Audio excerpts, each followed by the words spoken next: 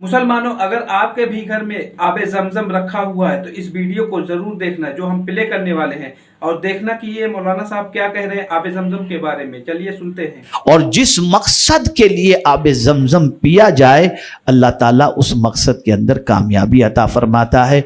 और ये बात याद रखें, आब जमजम में देखना, जैसे इसमें आब जमजम है तो हम यूँ देखें आब जमजम को, तो फरमाया गया, हुजूर सल्लल्लाहु अलैहि वसल्लम फरमाते हैं, आब जम पूरे हज के सफर के अंदर दो काम मुझे ऐसे नजर आए जिस काम का बज़ाहिर कोई मकसद न समझ में नहीं आ रहा था। ये दौड़ना भी कोई मकसद है?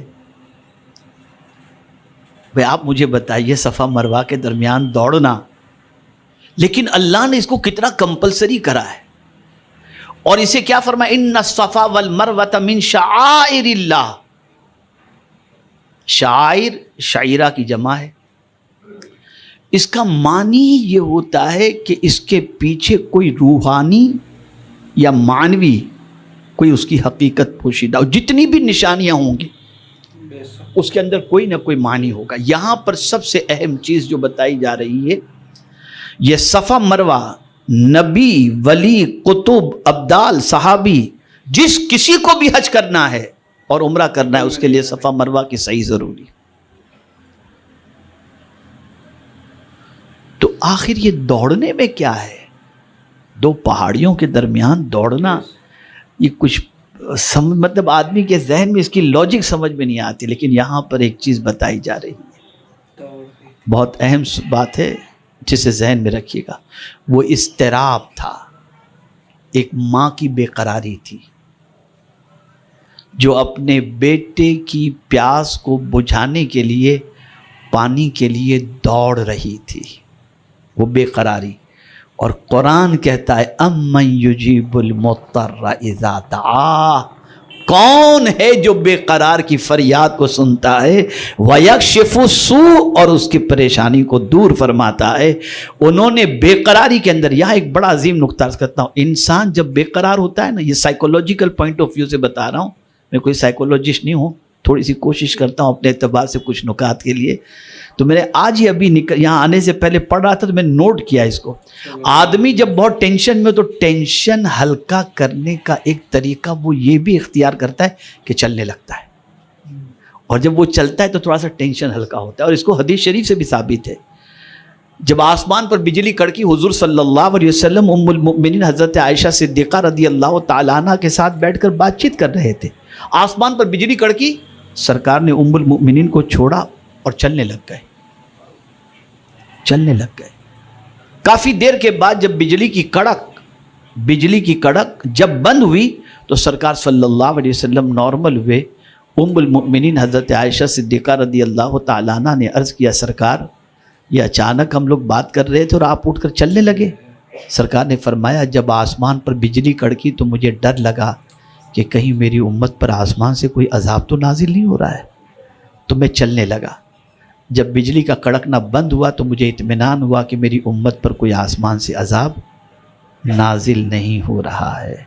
ए रसूल आज़म सल्लल्लाहु अलैहि वसल्लम के दीवानों, दुनिया में आप कभी भी देखिएगा कि जब इंसान बहुत टेंशन में हो तो चलना शुरू करता है। इसी तरीके से हज़रत हाजरा रज़ियल्लाहु ताला अन्हा ने भी चलना शुरू किया। और यहाँ मैं आपको बता दूं, अव्वल रोज से अल्लाह पर कॉन्फिडेंस हज़रत हाजरा को था। ये बहुत अहम नुक्ता है।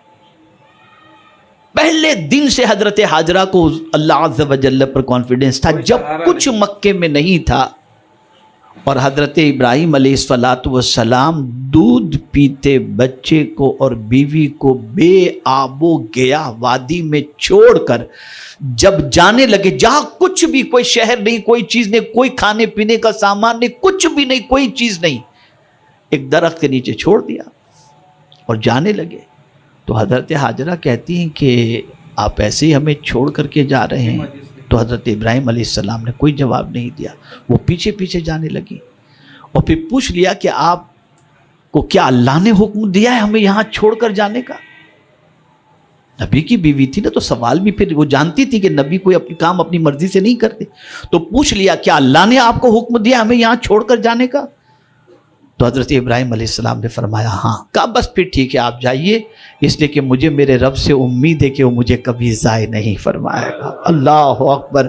یعنی انہوں نے حالات کو نہیں دیکھا، رب کی قدرت کو دیکھا. یہاں زندگی بھر کے لیے ایک نقطہ آپ کو عرض کر دوں، کبھی بھی کتنی بھی پریشانی آئے اس پریشانی کی سچویشن کو مت دیکھنا، یہ دیکھنا کہ جس رب کا کلمہ پڑھتے ہو وہ بہت طاقت والا ہے، وہ بہت قوت والا. اسی کو قرآن نے بھی مینشن کیا ہے کہ حضرت یعقوب علیہ السلام حضرت یوسف علیہ السلام کے لیے ڈرتے تھے کہ میرے بیٹے کو کہیں بھیڑیا کھا نہ جائے. فَأَكَلَهُ الذِّئْبُ. ڈر رہے تھے، اس لیے اپنے بیٹے کو بھیجنے کے لیے تھوڑا سا ہچکچا رہے تھے کہ بھیجوں گا تو کہیں بھیڑیے میرے بیٹے کو نہ کھا جائیں. تو رب نے فرمایا اے یعقوب تجھے معلوم ہے کہ میں نے تیرے بیٹے کو تجھ سے جدا کیوں کیا؟ قاری صاحب بہت پتے کی بات. تمہیں معلوم ہے کہ تمہارے بیٹے کو میں نے کیسے تم سے جدا کیوں کیا؟ حضرت یعقوب علیہ السلام عرض کرتے مولا مجھے نہیں معلوم. کہا اس لیے میں نے جدا کیا کہ تمہاری نظر بھیڑیے پر پڑی، میری قدرت پر نہیں پڑی. اگر تمہاری نظر میری قدرت پر پڑتی کہ بچانے والا تو میں موجود ہوں نا، تو تمہارے بیٹے کو تم سے جدا نہ کرتا. یہ توکل، یہ کانفیڈنس اپنے رب پر تھا. تو میرے پیارے آقا صلی اللہ تعالی علیہ وسلم کے پیارے دیوانوں، حضرت ہاجرہ کو کانفیڈنس تھا، بس اللہ پر بھروسہ کرتے وہ چکر لگا رہی تھی.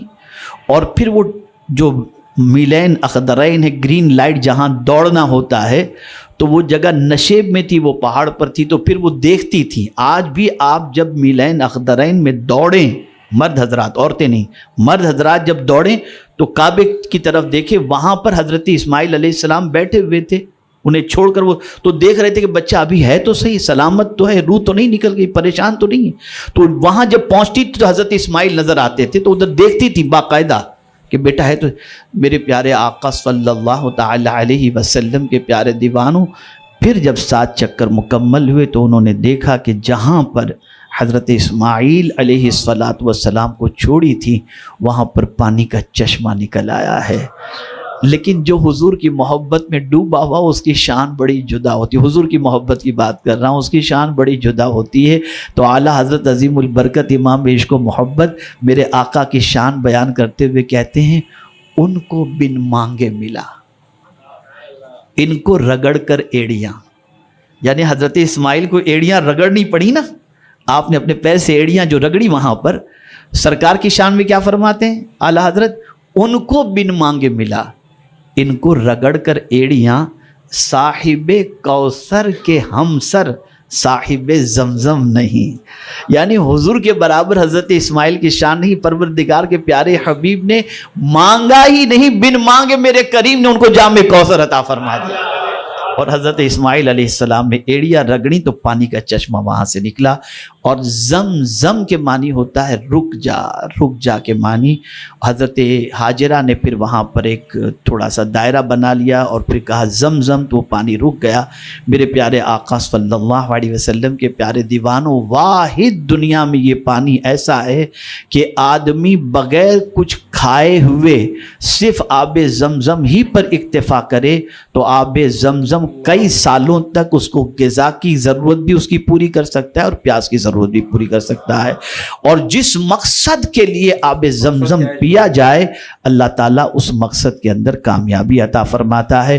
اور یہ بات یاد رکھیں، آب زمزم میں دیکھنا، جیسے اس میں آب زمزم ہے تو ہم یوں دیکھیں آب زمزم کو تو فرمایا گیا، حضور صلی اللہ علیہ وسلم فرماتے ہیں آب زمزم میں دیکھنے سے اللہ تعالیٰ دل سے نفاق کو دور فرما دیتا ہے.